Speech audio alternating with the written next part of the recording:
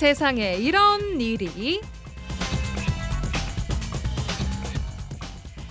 세상에 이런 일이 오늘은 특별히 월요일에 함께합니다. 이미지 리포터와 함께합니다. 어서 오세요. 네, 안녕하십니까. 네, 오늘의 주인공 바로 만나볼까요? 저는 전남도 야생동물 구조관리센터에 일하고 있는 재활관리사 허재웅이라고 합니다. 저희가 하는 업무는 정말 사육이 아니라 어떻게 보면 재활까지 거쳐서 야생으로 돌려보내는 업무이다 보니까 그래서 이제 재활관리사라는 따로 만든 개념이긴 하긴 하죠.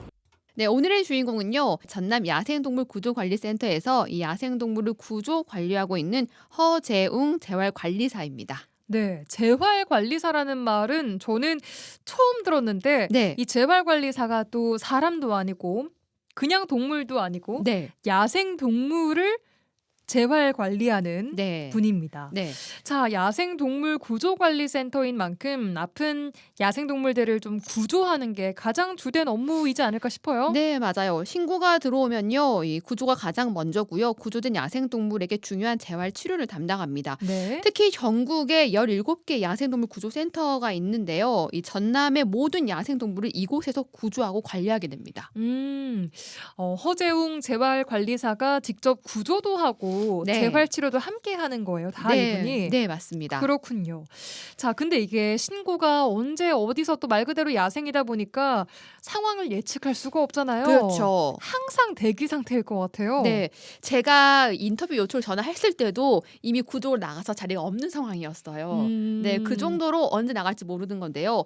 순천에서 가까운 지역은 1시간 이내 구조 가능하지만 전남 서부권, 목포나 이런 무안까지 가게 되면요. 굉장히 오랜 시간이 걸릴 수가 있습니다. 네. 그래서요. 업무가 밀리지 않게요. 동물 관리나 업무를 그때그때 끝내고 항상 대응할 수 있도록 바쁘게 업무를 처리하고 있었어요. 그러니까 이게 구조만 하는 게 또 아니다 보니까 네. 관리도 하고 그렇죠. 치료도 하고 해야 하는데 이 구조 현장에 투입돼야 하는 게 또 갑자기 막 생기다 네, 보니까. 맞아요. 이건 순천에 있는 데고요. 네, 순천만 인근에 있어요. 근데 안에 보면 이 센터에 관리하는 관리사도 있고 수의사도 있는데 인원이 많진 않아요. 그렇군요. 네. 자, 그럼 여기서 궁금해지는 게 이 야생동물 구조관리센터에서 가장 좀 자주 구조가 되고 관리되는 야생동물 어떤 동물일까요? 이 우리 주위에서 가장 많이 보이는 야생동물이 가장 많이 다쳐서 신고가 들어오고 또 구조가 된다고 해요. 가장 많이 보이는 야생동물? 뭐 네, 동물이라고 하니까 왠지 포유류일 것 같고 그렇죠. 고라니 이런 걸까요? 저도 그럴 줄 알았어요. 근데 그게 아니라 야생동물에 비둘기가 들어가더라고요. 아, 비둘기요? 네, 비둘기가요. 수질 다쳤을 때 가장 많이 사고당하고 신고를 많이 되고 구조도 많이 됐다고 합니다. 비둘기도 구조를 다 일일이 해주시는군요. 네, 참새도 있습니다. 참새도 있고요. 네, 또 너구리 같은 경우에는요. 먹이를 찾아서 민가로 내려왔다가 길고양이 집에서 발견된 경우가 굉장히 많다고 합니다. 저희 구조의 어떻게 보면 탑3가 거의 비둘기, 참새, 뭐 까치 그런 애들. 네. 비둘기가 가장 구조 순위로 따졌을 땐 제일 높고요. 뭐 조류로 치면 뭐 참새 애들도 저희 구조하러 가거든요. 예를 들면 참새가 뭐 신안에 있다고 하면 뭐 1시간, 2시간 걸려서 신안까지 구조를 하러 가는 입장이고, 그리고 뭐 포유류를 예를 든다고 하면 뭐 유해동물로 지정되어 있는 고라니라든지 뭐 너구리라든지 뭐 이런 식으로 다 구조를 저희가 하고 있어가지고 대부분이 요즘은 유리창 충돌로 많이 구조되다 보니까 내진탕 증세에 있는 애들인데 산소 챔버 같은 데 넣어서 그냥 산소 쐬어주고, 너구리들 같은 경우는 개선충이라고 해가지고 피부병에 많이 걸리거든요. 그리고 이제 겨울철에는 이제 털이 빠지는 피부병이거든요. 그러다 보니까 추우니까 그 고양이 요즘은 집을 많이 놔두잖아요. 급식소를 많이 놔두면 그 안에가 따뜻하다 보니까 애들이 추우니까 그 안에 들어가서 자고 있으면 고양이 밥 주시는 분들이 발견을 많이 하시죠. 진짜 재밌네요. 이분에게서 아니면 또 이런 얘기를 어디서 들을까 싶을 그쵸, 정도로 네. 되게 신선하면서도 네. 신기한 얘기인데 네. 탑3가 참 반전이랄까요. 저도요. 그래서 뭐 독수리 뭐 이런 거 있잖아요. 되게 멋진 야생동물. 물론 뭐 비둘기도 네네. 멋지다면 맞아요. 멋질 수 네. 있겠지만 네. 물론 그러니까 제일 많은 종일수록 많이 구조도 되고 신고도 그쵸. 되고 하는 것 같습니다. 네. 예. 자, 이제 날씨가 점점 추워지면서 야생동물들이 야생에서 살아가기가 더 힘들어질 것 같은데 그만큼 왠지 이분들도 더 바빠질 것 같은데요. 의외로요. 야생동물이 추위나 먹이 때문에 힘들어지면서 구조해야 할 개체가 많아지지 않을까 싶었는데 이 겨울이 좀 한가한 시즌이라고 해요. 한마디로 비수기래요. 네, 맞아요. 왜요? 그래서 관리되는 개체도 많이 줄었다고 합니다. 이때는요. 많이 활동하지 않기 때문에 그만큼 구조들이 많지 않다고 해요. 뭐 겨울잠을 자거나 혹은 뭐 이렇게 활동이 좀 둔해지는 그렇죠. 시기이니까. 네, 그래서 여름이 가장 활발해서 그때 많이 구조를 한다고 해요. 그렇군요. 제가 지난주에 갔을 때도요. 내년 봄에 날씨가 따뜻해지면 방생 계획인 수달 7마리가 있었고요. 또 피부병에 걸려서 그 구조가 된 너구리 2마리, 또 그 외에 다친 고라니 1마리와 이 새들도 많이 있었습니다. 제일 한간식은 이제 계절이 바뀌는 시즌이라고 생각하시면 돼요. 여름철에서 가을, 겨울 가는 시즌이 어떻게 보면 가을에서 겨울 변하는 시즌이 제일 한가하고요.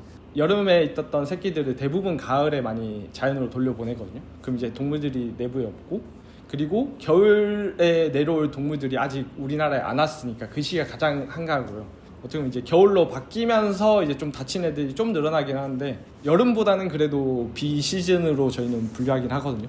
네, 여름에는 어떻게 보면 센터에 한 100여 마리 정도 넘을 때도 있고요. 지금 같은 경우는 한 30마리 정도밖에 안 되긴 하거든요. 계류하고 있는 아이들 자체가.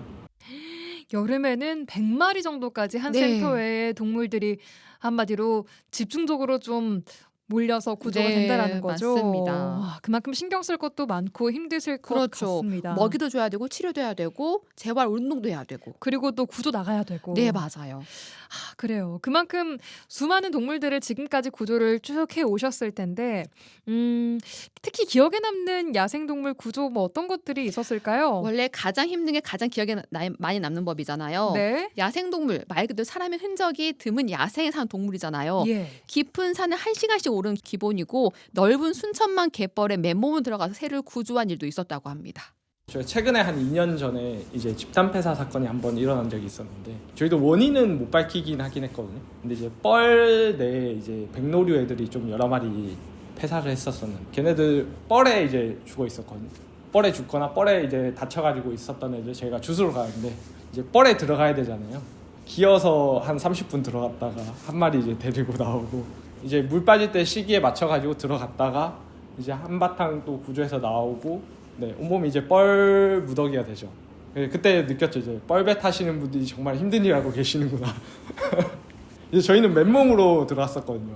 근데 쉬운 게 아니더라고요. 한 번씩 이제 한국대에 뭐 고라니들이 다쳐서 있다거나 할 때도 있긴 하죠. 그러면 이제 뭐 어떻게 보면 순천에서 가장 깊은 산은 저기 이제 서남사 그쪽 이제 조계산 쪽이었었죠. 한 1시간 올라갔던 것 같아요. 1시간 올라갔다가 이제 어떻게 보면 케이지 또 들고 가잖아요. 그럼 케이지 한 10km 좀 안 나가긴 하는데 그거 들고 가서 고라니 싣고 또 내려오고 차로 올라갈 수 있는 범위는 한정적이니까.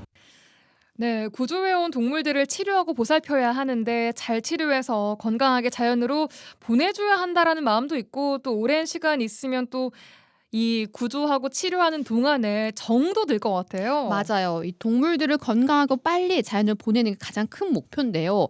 날 때나 걸을 때 조금이라도 불편하면요. 자연에서는 제대로 살 수 없다고 합니다. 예. 그래서 자연을 못 돌아갈 경우에는 안락사싱하기도 하는데요. 그걸 최대한 줄이기 위해서 스트레칭도 하고 나는 연습도 하고 또 장애물 피하는 연습까지 한다고 합니다. 장애물을 피하는 연습을 네. 시키는 거예요? 그렇죠. 동물들한테? 그렇죠. 이걸 만들어서요. 직접 시키는 겁니다. 야생처럼. 네, 맞습니다. 또 동물마다 이름이 아니라 수용보동 같은 개념에 번호를 붙인다고 해요. 뭐 2025년 뭐 1, 2, 3, 4번 이렇게 해서 그러니까 왜요? 이게 이름을 지어서 부르면요. 동물과 정이 쌓일 수 있다고 해요. 아. 그러면 다음에 동물도 직원도 모두 힘들어지기 때문에 그런 걸 방지하고자 번호를 붙인다고 합니다. 일반적으로 보면 사육사 같은 개념은 그냥 잘 먹고 잘 키우는 개념인 거고 저희는 얘를 자연으로 돌려보내야 되는 개념이 좀 크긴 하긴 하죠. 근데 야생동물은 밖에 나가서 전다는 개념이 있어버리면 얘네들은 기본적으로 사냥에서 실패할 확률이 높아지는 거고 같은 맹금류한테도 도태를 당할 수 있는 개념이다 보니까 많이 좀 보수적으로 좀 하는 개념도 있는 것 같긴 하긴 해요. 데리고 있으려고 노력을 많이 했었는데 그냥 한 달이 없어도 저희가 데리고 있으면 되지 않아요 막 이런 식으로 해가지고 많이 데리고 있었는데 이게 데리고 있으면 더 안 좋게 죽는 경우가 많이 발생을 하더라고요. 동물원 동물들은 사육사라는 개념이 밥을 주는 좋은 사람으로 인식이 되지만 저희는 기본적으로 일단은 야생에 돌아갈 거라 생각하고 저희는 정을 안 주거든요. 어떻게 보면 각인을 안 시키려고 하죠. 이제 뭐 쓰다듬어 준다거나 그렇게 하면 어떻게 보면 얘네들도 사람을 의지하게 되고 야생에 나와서 사람을 의지한다는 자체가 위협을 받을 수 있는 대상이잖아요. 사람이라는 자체가 야생동물한테는. 그래서 저희는 최대한 일단은 야생에 갈지 안 갈지를 모르니까 최대한 이제 기피하죠. 최대한 안 보려고도 많이 하고. 그렇군요. 네. 이 일을 하면서 동물들이 아마도 잘 회복이 돼서 자연으로 돌아갈 때 그 순간이 가장 좀 보람차지 않을까 싶은데요. 맞아요. 이 많은 동물들을 자연으로 돌려보내려고 노력하지만 생각보다 쉽지 않아서요. 자연으로 돌아가는 비율이 한 30% 정도밖에 안 된다고 해요. 나머지는요? 다 안락사하는 경우가 많고 폐사하거나 네, 아니면 안락사하거나. 폐사하는 경우가 많다고 아, 합니다. 그렇군요. 네, 그래서 자연으로 돌아가는 그 뒷모습을 볼 때 가장 보람이 든다고 합니다. 저뿐만 아니라 다 야생동물 구조센터 일하시는 분들이 가장 보람되는 거는 일단 자연으로 돌려보낼 때 가장 보람돼요. 솔직히 프로그램들 보면 자연으로 돌려보낼 때 새들이 뭐 뒤를 돌아보고 나네, 뭐 너구리가 가다가 뒤를 돌아보고 한번 이렇게 한 바퀴 훑어보고 간다 이러면 저희는 걱정이 되거든요. 저희는 걱정이 돼요. 사람을 좋아했다는 소리니까. 저희는 뒤도 안 돌아보고 갔으면 좋겠긴 하고 그냥 바로 나가라. 뭐 다 똑같죠. 그냥 자연으로 돌려보낼 때가 가장 보람 깊고요. 어떻게 보면 그럴 때 가장 느낌이 좋긴 하긴 하죠. 야생동물이라는 개념 자체가 자연에 있을 때 가장 이상적인 모습인 거고 가장 아름다운 모습이다 보니까. 네, 지금도 곳곳에서는요, 사람들로 인해 다치고 아파하는 야생동물들이 있습니다. 이 야생동물 재활관리사들이 이 우리를 대표해서 이 야생동물들을 구조하고 치료하면서 그 빚을 갚아주는 게 아닌가 싶습니다. 네, 오늘 이미지 리포터와 함께 전남 야생동물 구조관리센터의 허재웅 재활관리사 만나봤습니다. 고맙습니다. 네, 감사합니다.